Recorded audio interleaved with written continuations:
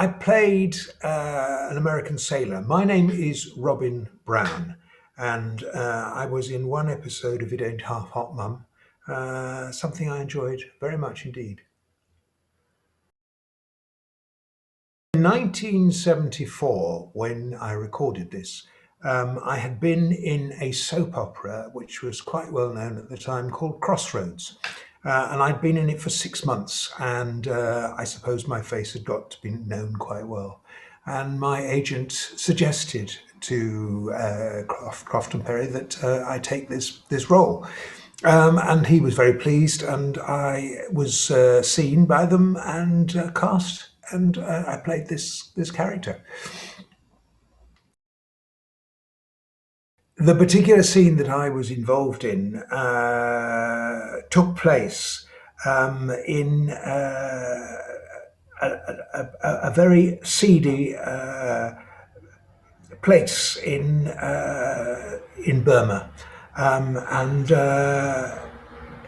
the character of Gloria, Melvin Hayes, came across a group of American sailors, of which I was one, and he came up and he decided to goose them, which caused a creation because the whole club was raided then by the military police. And there was a great hoo-ha about the fact that the soldiers had managed to get into it because they weren't allowed into the club itself, which was called the Kama Sutra Club. So there was a great hoo-ha about what was going on in this rather terrible establishment of the time. The scene was shot in Broadcasting House, nothing exotic like Burma, and we spent the day in the studio and shot the scene. Probably took us 2 or 3 hours to do, and then at the end of the scene, I left. But it was lovely to meet up with members of the cast who I knew already. The main cast members were always extremely friendly to guest artists. And I'd worked with Windsor Davis on several occasions in radio, and it was lovely to work with him again. And one of the people who I worked with in that particular production, If It Ain't Half Hot Mum, was John Clegg, Gunnar Graham, who I worked with in my very first theatre job back in 1966. And he was a charming guy, nice guy to work with. They were all very friendly towards all the guest actors. No, I wasn't. I went to immediately. I'd finished this. I went back into the theatre, which is really where I've worked most of my theatrical career in theatre. And I went off and I worked in the only West End production of Doctor Who. And we were in the Adelphi Theatre in the West End, Christmas 1974, over Christmas into 1975. And then after that, I went back to doing a lot more radio. Radio and theatre are the two main things that I've done in my theatrical life, just some television. Well, I think when I can distinctly remember on that particular episode, there was a monologue by Michael Bates, who played Ranji Ram, and he was such a superb actor that everybody in the cast would watch him rehearse it and record it because it was just, he mesmerized everybody. He was so good at it, and he had such sympathy with the rest of the cast, and he was just a fantastic character.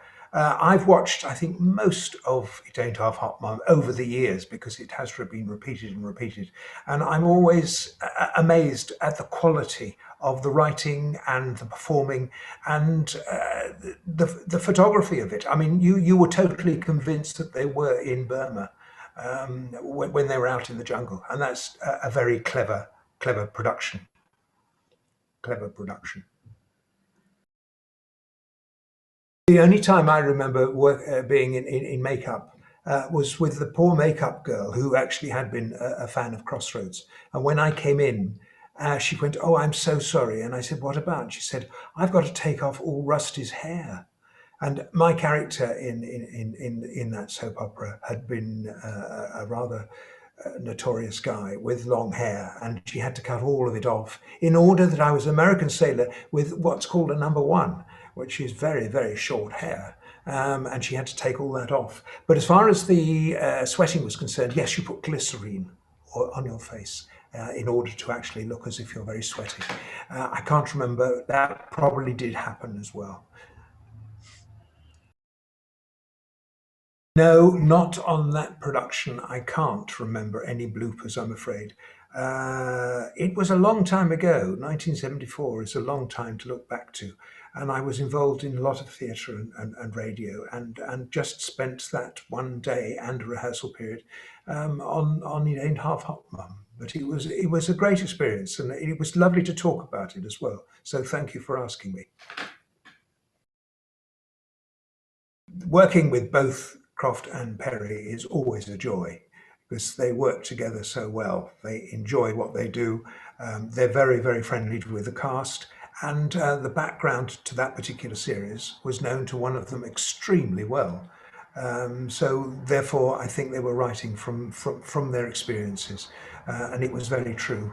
And it was a great fun to watch. And they enjoyed working with good quality actors. You could tell that. Yes, actors get royalties from everything that is shown overseas. The amount of money you get would probably buy you a pint of beer. I know that may be a surprise to some people, but that's probably all it would pay for. It depends, of course, who you were in the series. Obviously, if you were in every single episode of the series and you're one of the high profile actors, you get paid a little bit more than that. But believe it or not, for a guest actor in one episode of It Ain't Half Hot Mum, the royalty that you get from being sold to Australia would not buy you very much. Not really, except that it is enjoyable working in television, but I have not been lucky enough to be cast in many television productions. I've probably done about 100 productions in the last 50 years. Most of my work has been in the theatre. And as an actor of a certain age, theatre is the one thing that I've always enjoyed doing most of all. It's fun to do television. I certainly, when I was in my late 20s, enjoyed being in Crossroads, but that was my only real experience of doing a lot of television.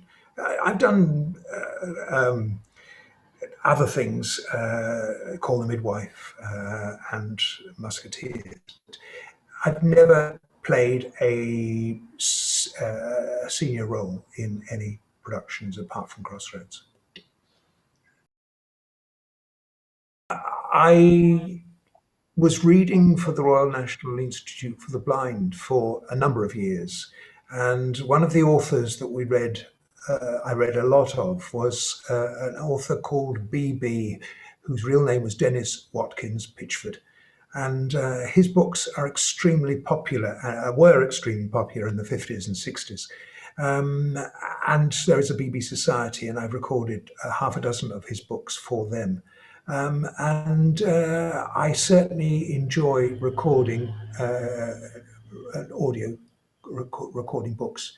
And there are several of those out there which I have recorded. If you belong to the BB Society, you can download them quite easily. Otherwise, I'm just trying to think. There are a couple of books that I think Audible have of that I've read for them. Um, the names of which I can't remember at the moment, but there are a few audiobooks out there which I have read. Yes. Thank you, Andrew, and thank you for asking me. Goodbye.